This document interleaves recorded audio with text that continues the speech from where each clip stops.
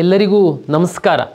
ಕರ್ನಾಟಕ ಪರೀಕ್ಷಾ ಪ್ರಾಧಿಕಾರದ ವತಿಯಿಂದ ವಿವಿಧ ವೃತ್ತಿಪರ ಕೋರ್ಸ್ಗಳಿಗೆ ಈ 2025ನೇ ಸಾಲಿನಲ್ಲಿ ಹಂಚಿಕೆ ವಿವಿಧ ಕೋರ್ಸ್ಗಳಿಗೆ ಸೀಟನ್ನು ಹಂಚಿಕೆ ಮಾಡಲಿಕ್ಕೆ ಈಗಾಗಲೇ ನಾವು ಆಪ್ಷನ್ ಎಂಟ್ರಿಯನ್ನು ಮಾಡಲಿಕ್ಕೆ ಹೇಳಿದ್ವಿ. ಅದರಂತೆ ಮಾಕ್ ಫಲಿತಾಂಶವನ್ನು ಸಹ ನಾವೀಗಾಗಲೇ ಪ್ರಕಟಣೆಗೊಳಿಸಿದ್ವಿ. ತಮಗೆಲ್ಲರಿಗೂ ಗೊತ್ತಾಗಿದೆ, ತಾವು ಆಪ್ಷನ್ ಎಂಟ್ರಿ ಮಾಡುವಂಥ ಸಂದರ್ಭದಲ್ಲಿ ಯಾವುದಾದ್ರೂ ಮಿಸ್ಟೇಕ್ ಮಾಡಿದ್ದೀರಾ, ನಿಮಗೆಕ್ಕಿಂತನೂ ನಿಮ್ಮ ಸ್ನೇಹಿತರು ಕಡಿಮೆ ರ್ಯಾಂಕ್ ಇದ್ದವರಿಗೆ ಒಳ್ಳೆ ಕಾಲೇಜ್ ಸಿಕ್ಕಿದೆಯಾ, ಇಲ್ಲ ನಿಮಗೆ ಬೇಕಾಗಿದ್ದಂಥ ಕಾಲೇಜು ನೀವು ಆಪ್ಷನ್ ಎಂಟ್ರಿ ಮಾಡಿಲ್ಲ ಅನ್ನೋ ಕಾರಣಕ್ಕೋಸ್ಕರ ಮಿಸ್ ಆಗಿದೆಯಾ ಅನ್ನುವಂಥದ್ದೆಲ್ಲ ತಮಗೊಂದು ಐಡಿಯಾ ಬಂದಿದೆ ಅಂತೇಳಿ ನಾನು ಭಾವಿಸ್ತೀನಿ. ಮಾಕ್ ಫಲಿತಾಂಶದ ನಂತರ ನೀವು ಹೊಸದಾಗಿ ಆಪ್ಷನ್ ಹಾಕಲಿಕ್ಕೆ ಇರುವಂತಹ ಆಪ್ಷನ್ನ ಡಿಲೀಟ್ ಮಾಡಲಿಕ್ಕೆ, ಇರುವಂತಹ ಆಪ್ಷನ್ಗಳನ್ನ ರೀಅರೇಂಜ್ ಮಾಡಲಿಕ್ಕೆ ನಾವು ಸಮಯಾವಕಾಶವನ್ನು ಕೊಟ್ಟಿದ್ವಿ. 29/7/2025 5 ಗಂಟೆ ತನಕ ನಿಮಗೆ ಅವಕಾಶವನ್ನು ನಾವು ಕೊಟ್ಟಿದ್ದೀವಿ. ದಯಮಾಡಿ ಈ ಒಂದು ಸಮಯವನ್ನು ತಾವು ಸದುಪಯೋಗ ಪಡಿಸ್ಕೊಳ್ಳಿ ಅಂತೇಳಿ ನಾನು ವಿನಂತಿಯನ್ನು ಮಾಡಿಕೊಳ್ತಾ, ಮಾಕ್ ರಿಸಲ್ಟೇ ಅಂತಿಮನ, ಮಾಕ್ ರಿಸಲ್ಟಲ್ಲಿ ಬಂದಿರುವಂತಹ ಕಟ್ ಆಫೇನೆ ನಿಲ್ಲುತ್ತಾ, ಅಲ್ಲಿ ಸಿಕ್ಕಿರುವಂತಹ ಸೀಟೇ ನಮಗೆ ಖಾತ್ರಿ ಆಗುತ್ತಾ, ಮತ್ತು ಈ ಬಾರಿ ಮಾಕ್ ರಿಸಲ್ಟನ್ನು ತುಂಬ ಕಡಿಮೆಗೆ ನಿಲ್ಲಿಸಿದ್ದಾರೆ, ಜಾಸ್ತಿಗೆ ನಿಲ್ಲಿಸಿದ್ದಾರೆ ಅನ್ನುವಂಥದ್ದೆಲ್ಲ ತಮ್ಮಲ್ಲಿ ಒಂದಷ್ಟು ಚರ್ಚೆಗಳಾಗ್ತಾ ಇರುತ್ತೆ. ನಾನು ಎಲ್ಲ ವಿದ್ಯಾರ್ಥಿಗಳು ಹಾಗೂ ಪೋಷಕರಲ್ಲಿ ಏನು ವಿನಂತಿ ಮಾಡುವಂಥದ್ದು ಅಂತಂದರೆ, ಮಾಕ್ ರಿಸಲ್ಟಲ್ಲಿ ನಾವ್ಯಾವುದೂ ಕಟ್ ಆಫನ್ನು ನಿಲ್ಲಿಸುವಂಥದ್ದಿರಲ್ಲ. ಸೀಟು ಮತ್ತು ಎಷ್ಟು ವಿದ್ಯಾರ್ಥಿಗಳು ಆಪ್ಷನ್ ಎಂಟ್ರಿ ಮಾಡಿರ್ತೀರ ಅದರ ಆಧಾರದ ಮೇಲೆ ತನ್ನಿಂದ ತಾನೇ ನಿಲ್ಲುವಂಥದ್ದು. ಉದಾಹರಣೆಗೆ 10 ಸೀಟ್ಗಳಿದ್ದು 20 ವಿದ್ಯಾರ್ಥಿಗಳು ಆಪ್ಷನ್ ಎಂಟ್ರಿ ಮಾಡಿದರೆ ಟಾಪ್ 10 ವಿದ್ಯಾರ್ಥಿಗಳದ್ದು ಏನು ರ್ಯಾಂಕ್ ಇರುತ್ತೆ ಅಲ್ಲಿಗೆ ನಿಲ್ಲುವಂಥದ್ದು ಒಂದು ಮಾಕ್ ಕಟ್ ಆಫ್. ಈ ಕಟ್ ಆಫೇನೆ ಅಂತಿಮನಾ? ಇಲ್ಲ, ಖಂಡಿತ ಇಲ್ಲ. ಯಾಕೆ ಅಂತಂದರೆ ತಮಗೆಲ್ಲ ಗೊತ್ತಿದೆ, ಮಾಕ್ ಆದ ನಂತರ ಸಹ ತಾವು ಆಪ್ಷನನ್ನು ಡಿಲೀಟ್ ಮಾಡುವಂಥದ್ದು, ರೀಅರೇಂಜ್ ಮಾಡುವಂಥದ್ದಕ್ಕೆಲ್ಲ ನಾವು ಅವಕಾಶವನ್ನು ಕೊಟ್ಟಿದ್ದೀವಿ.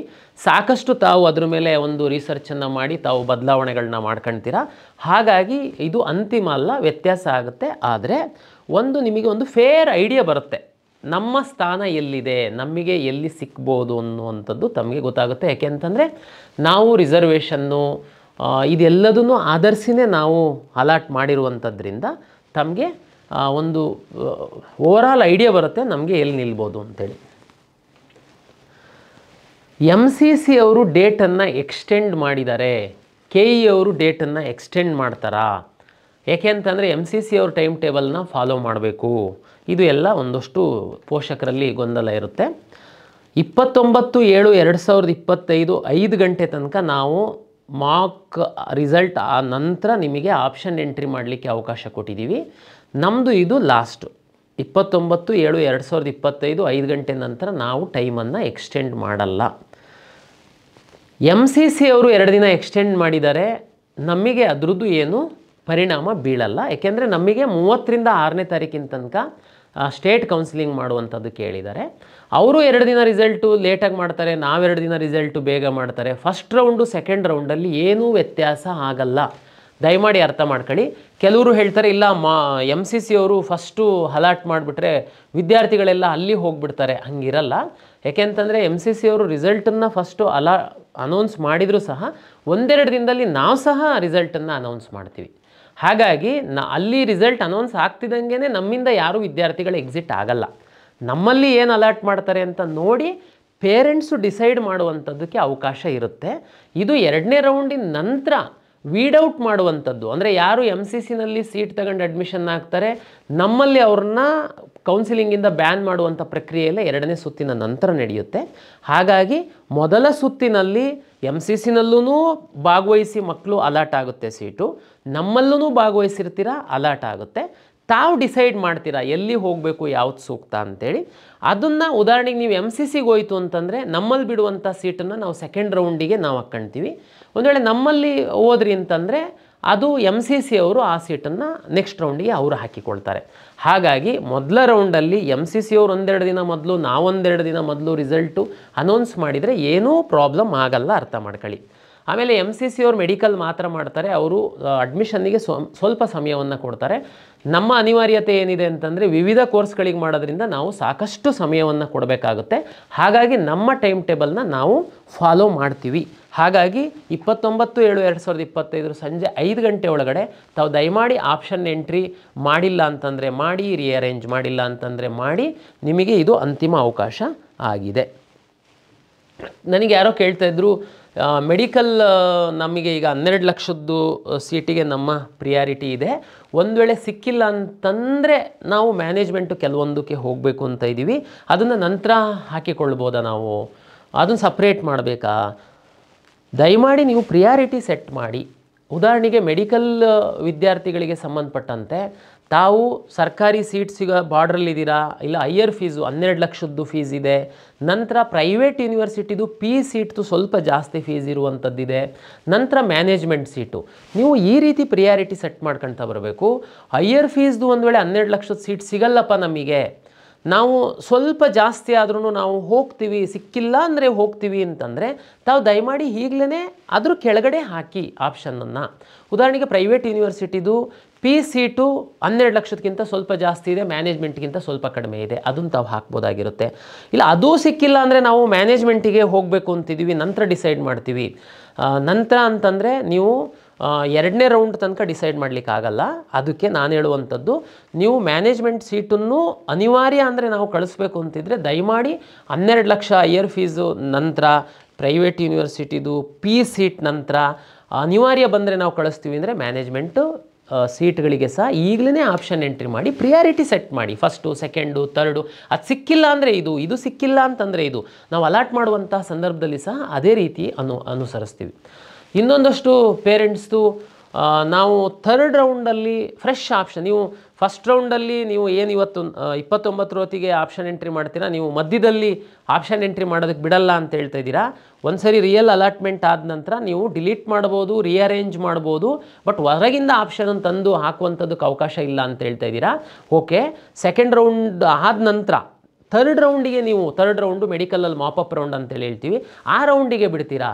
ಎಸ್, ನಾವು ಥರ್ಡ್ ರೌಂಡಿಗೆ ಬಿಡ್ತೀವಿ. ಹಾಗಾಗಿ ಅದು ತಮಗೆ ಕ್ಲಾರಿಟಿ ಕೊಡ್ತೀನಿ. ಈಗ ನಾವು ಏನು ಹಾಕ್ತಾಯಿದ್ದೀವಿ, ಫಸ್ಟ್ ಆ್ಯಂಡ್ ಸೆಕೆಂಡ್ ರೌಂಡಿಗೆ ಹೊರಗಿಂದ ಆಪ್ಷನ್ಸನ್ನು ತಗೊಂಡು ಬಂದು ಹಾಕುವಂಥದ್ದಕ್ಕೆ ಅವಕಾಶ ಕೊಡಲ್ಲ.